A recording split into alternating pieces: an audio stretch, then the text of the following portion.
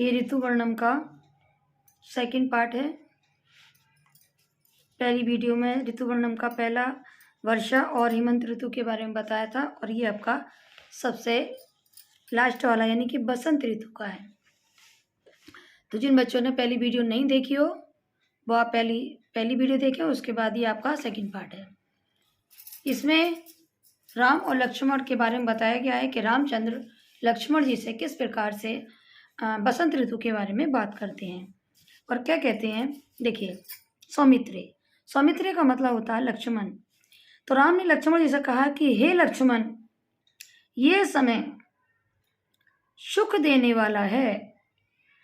सुखाने का मतलब होता है सुख देने वाला है, प्रचुर मंथन और मन को लुभाने वाला है, क्योंकि इस महीने में सुरमासों का मतलब होता है चैत का महीना। इस महीने में जात पुष्प फलद्रुम विभिन्न जाति के पुष्प खुशबू बिखेरते हैं, यानी कि विभिन्न प्रकार के जितने भी पौधे होते हैं उनमें हर प्रकार के फूल लगे हुए होते हैं, जिसके कारण गंधवान चारों तरफ वायु में खुशबू फैली होती है। एक बार फिर से देख लें। रामचंद्र जी लक्ष्मण जी से कहते हैं कि हे सुमित्रे, ये समय बहुत ही सुख देने वाला और मन को लुभाने वाला है, क्योंकि इस महीने में विभिन्न प्रकार के पौधों पर सुंदर सुंदर फूल लगते हैं, जिसके कारण वायु में खुशबू फैली होती है। अर्थात ये चैत का महीना बहुत ही मन को खुश करने वाला है।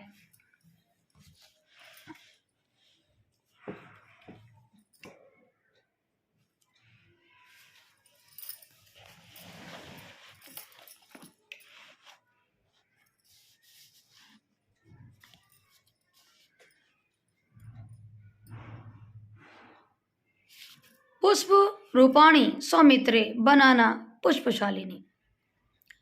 यहाँ बताया गया है सौमित्रे, यहाँ सौमित्रे का मतलब फिर से लक्ष्मण है, और बनाना का मतलब वन, पुष्पशालिनी यानी कि फूलों से लदे हुए,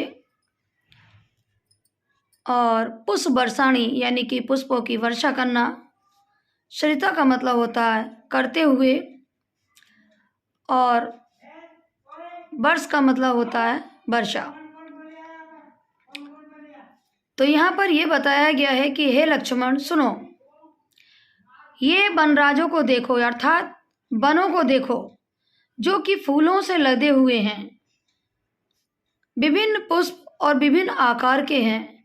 ये पुष्पों की वर्षा उसी प्रकार कर रहे हैं जैसे कि मेघ बूंदों की वर्षा करते हैं।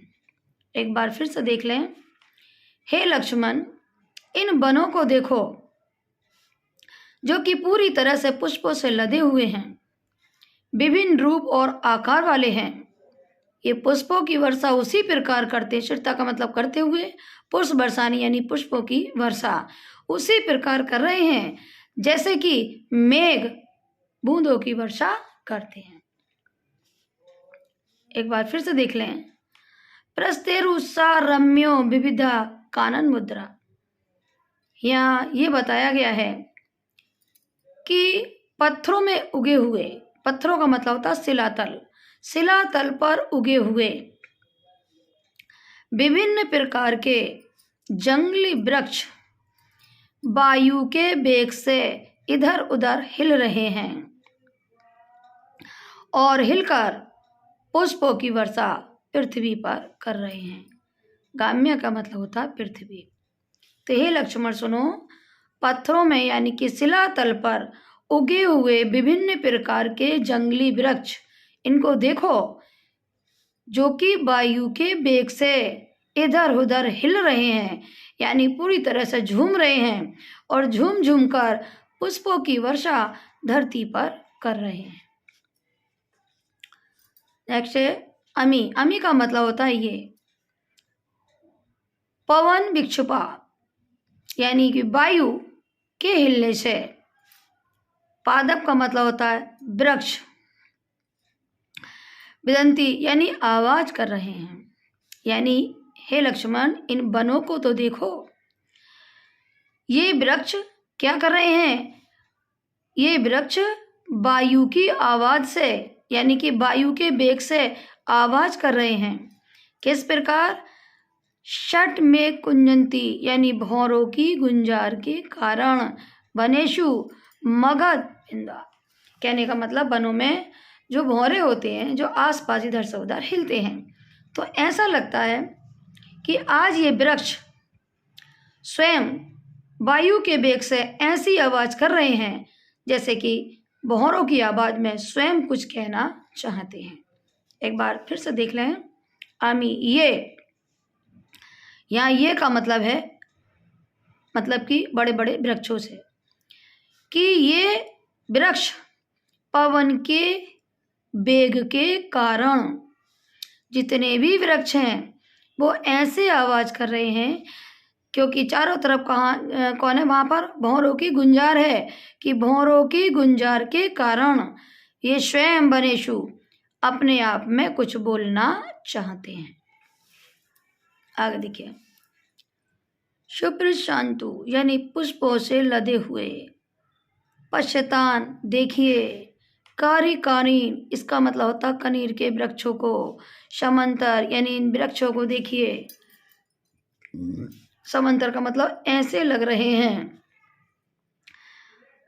हटक पृथ्वी छान, जैसे सोने से लदे हुए। नारायण का मतलब मनुष्य। पीला वस्त्रम, पीले वस्त्रों को पहनकर बैठा है। यानी यहाँ लक्ष्मण जी से रामचंद्र जी ये कहना चाहते हैं कि हे लक्ष्मण, देखो जरा इन मतलब बड़े बड़े वृक्षों को देखो, जो पूरी तरह से पुष्पों से लदे हुए हैं, और ये वन में इस प्रकार लग रहे हैं, यानी कि ऐसे लग रहे हैं जैसे सोने के आभूषणों से लदे हुए कोई मनुष्य पीले वस्त्र पहनकर बैठा है। यानी पहले तो पीले वस्त्र और ऊपर से उसके ऊपर आभूषण लदे हुए हैं, तो इस प्रकार दिखाई दे रहा है। एक बार फिर से देख लें।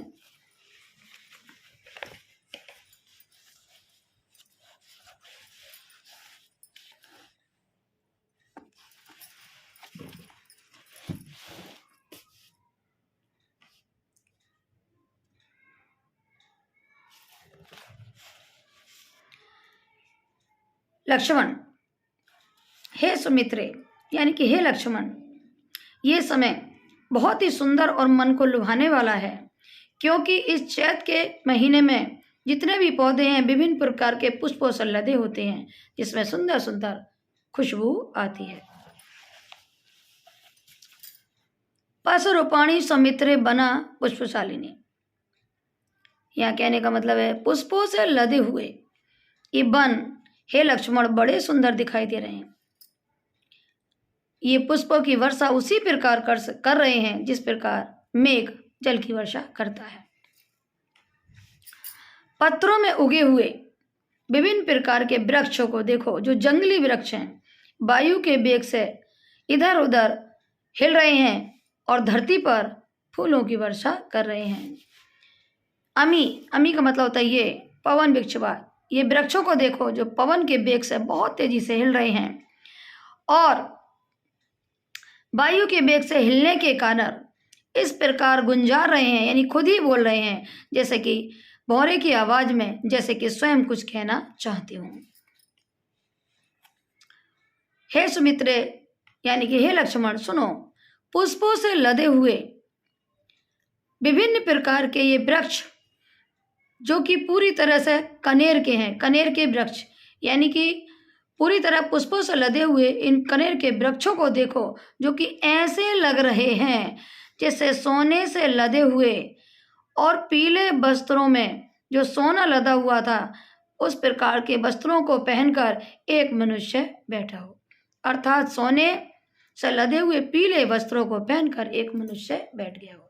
अगर आपको अच्छे से लगे कि हाँ अच्छा समझ में आ गया, तो इस वीडियो को और बच्चों को बता दें ताकि उनकी भी अच्छी से तैयारी हो जाए।